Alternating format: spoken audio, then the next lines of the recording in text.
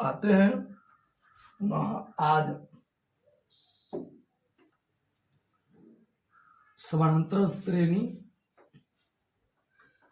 यानी आज हम लोग समानांतर श्रेणी के बारे में बिहार बोर्ड मैट्रिक एग्जाम के लिए महत्वपूर्ण प्रश्न को देखेंगे। इसके कई पार्ट है, उस पार्ट को आप देख लेते हैं तो आपको किसी भी प्रकार से मैट्रिक एग्जाम में एपी से संबंधित प्रश्न दिक्कत नहीं होगा। तो बिन समय गवाए आते हैं पाठ की ओर।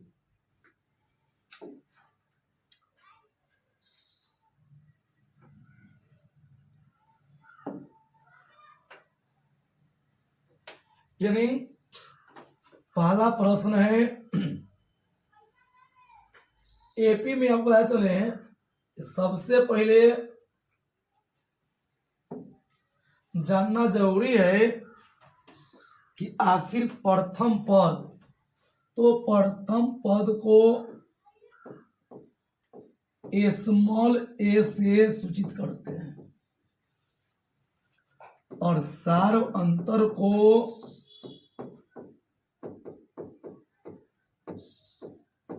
डी से। तो प्रश्न है कि एपी 12, 17, 22, 27 ...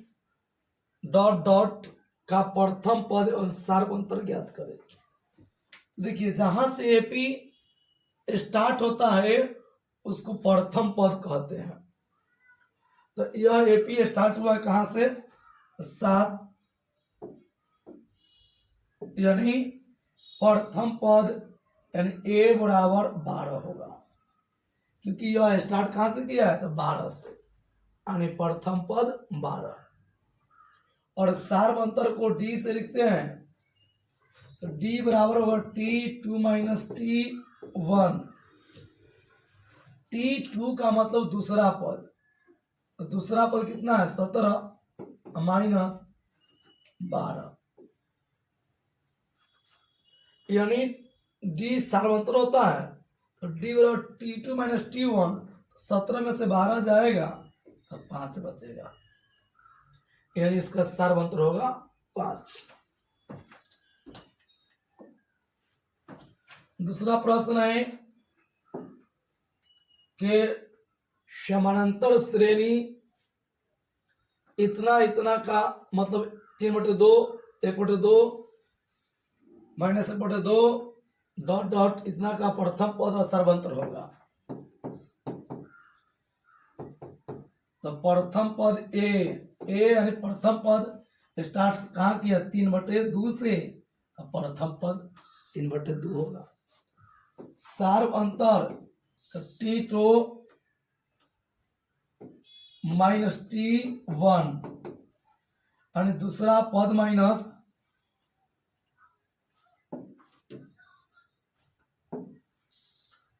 T2 आपको है 1/2, T2 मतलब दूसरा पद माइनस 3/2। यहां हो जाएगा, दोनों का लघुत्तम लेंगे तो 2 से भाग के 1 मतलब 1 - 3 -2/2।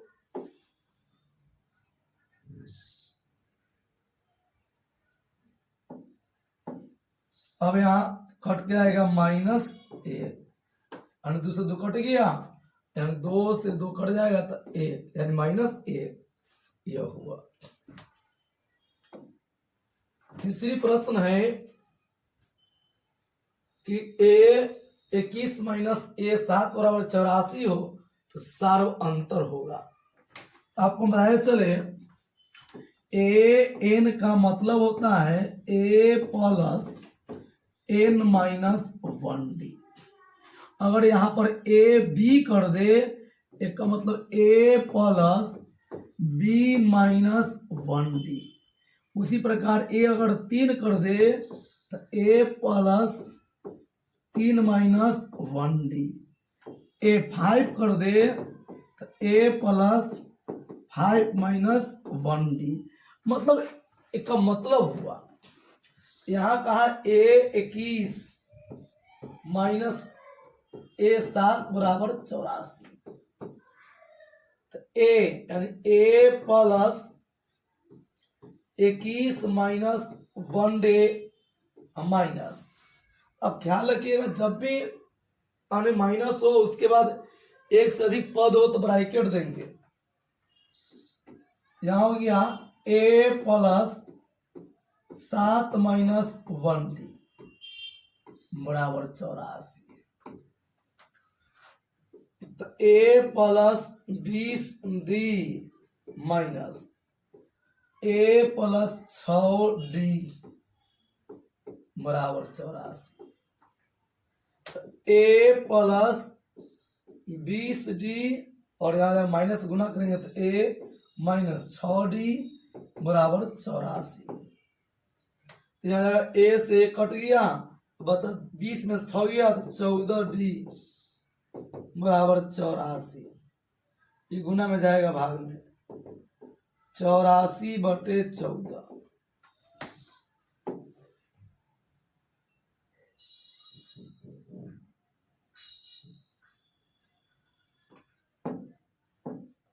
यहाँ हो गया भाग जब किया जाएगा तो d बराबर 6, यानी d का मान आपका हो गया 6। इस तरह से यानी हम इसको निकाल लेंगे। इस प्रकार आप प्रश्न आप बना सकते हैं। तो चौथे प्रश्न की ओर आते हैं। यहाँ का एपी इतना का प्रथम पद एवं सार्वंतर होगा। तो पहली बता चुके हैं प्रथम पद का मतलब पहला पद जहां से एपी स्टार्ट हुआ। तो यहाँ प्रथम पद यानी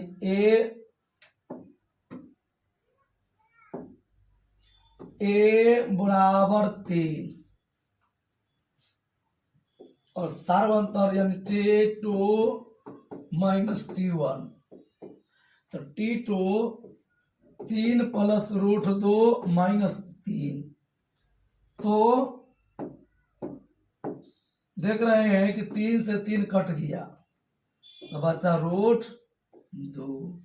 इस प्रकार से इस प्रश्न का सार्वंतर होगा √2। अगला प्रश्न है इससे जुड़ा हुआ है एपी के 5 2 x हो यानी एपी के पद हो। अरे देखिए जब भी कोई एपी होगा तो इसके लिए जरूरी है कि t2 माइनस t1 बराबर t3 माइनस t2 हो। जब भी कोई एपी होता है इसका मतलब इतना है, यानी इतना बराबर होगा तभी एपी है। जैसे समझिए एक और कि मान लीजिए कि एपी 2 7 12 ... है, यानी t2 यानी 7, t1 यानी कि 2 बराबर t2 t3 तो 12 माइनस 7 घट गया 5 बराबर 5, यानी दोनों बराबर है। यानी अगर दोनों बराबर है तो वह एपी है। तो यहां कहा कि एपी हो इसका मतलब बराबर है, यानी बराबर क्या है, यानी यहां एपी हो मैं t1 बराबर लिख सकते हैं कि 5, t2 बराबर 2, t3 बराबर x। रुकिए इसको लंबा दे देते हैं कि t1 बराबर 5, t2 बराबर 2, t3 बराबर x और यह एपी है, यानी t2 minus t1 t3 minus t2। तो t2 2 माइनस 5 बराबर t3 तो x माइनस 2 तो माइनस 10 बराबर x माइनस 2, माइनस में आएगा प्लस में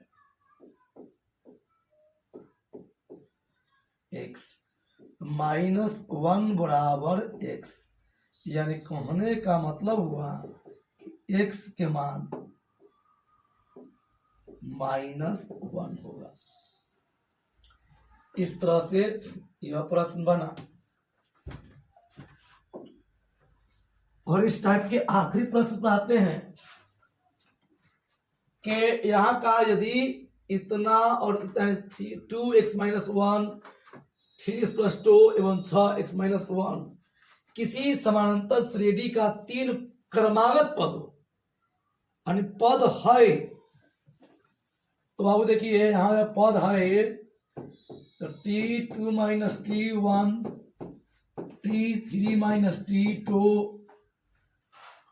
तो यहां हो जाएगी t2 मतलब 3x + 2 माइनस, बताया चले कि जैसी माइनस दीजिएगा अगर डबल अंक हो तो बड़ाई के 2x - 1 बराबर t3 तो 6x - 1 माइनस ब्रैकेट देंगे 3x + 2। अब इसको हल कर दीजिए तो 3x + 2 - 2x माइनस से गुना किए तो +1 बराबर 6x - 1 3x - 2, यहाँ घट हो जाएगा x + 3 बराबर 6 में से 3 गया 3x - 3। अब जिसको इधर कर लीजिए 3 और माइनस इन आया +3 3x प्लस इन गया -x 6 बराबर 2x 2 गुना में जाएगा भाग में, यानी कि 3, यानी x के मान हो गया 3।